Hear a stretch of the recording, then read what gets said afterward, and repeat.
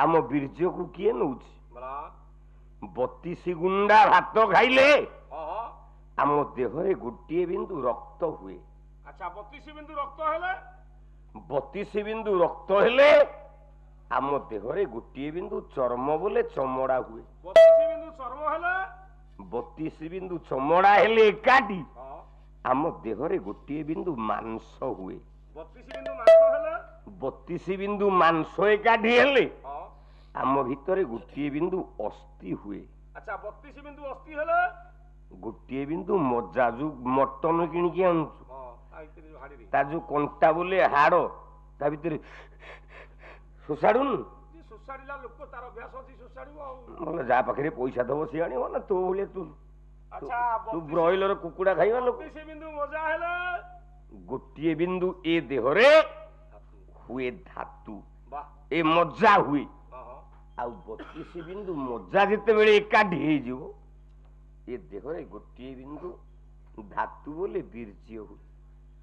आमे जिते बेले स्त्री संग करे आज्ञा तू जानिछु केते बिंदु धातु जाए मु हेतले कामे लागि थौ ना तू हेते बिंदु को मापिबु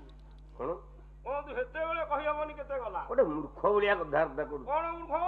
कला पत्नी संग बेले शरीर उदर 36 बिंदु गलई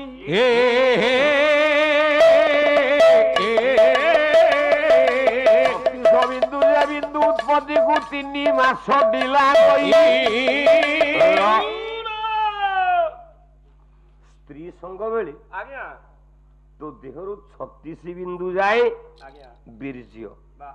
आउ ये 36 बिंदु बीर्ज तैयारी होगा तो देहरे तते 3 मास लागे 3 मासर बिंदु थरे के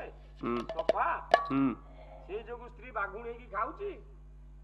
किंतु तू मानुचु कोन आज्ञा चैतन्य कले 12 मास को 12 थर कहिरु किछे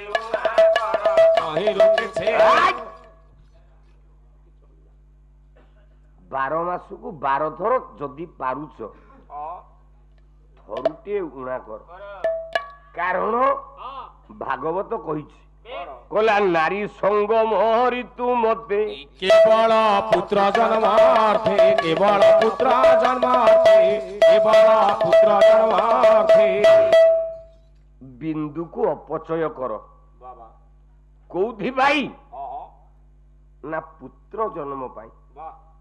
अच्छा केवल पुत्र जन्म अर्थे जगन्नाथ दास कहले कहीं कन्या कथा कहले तो वाह नहीं तो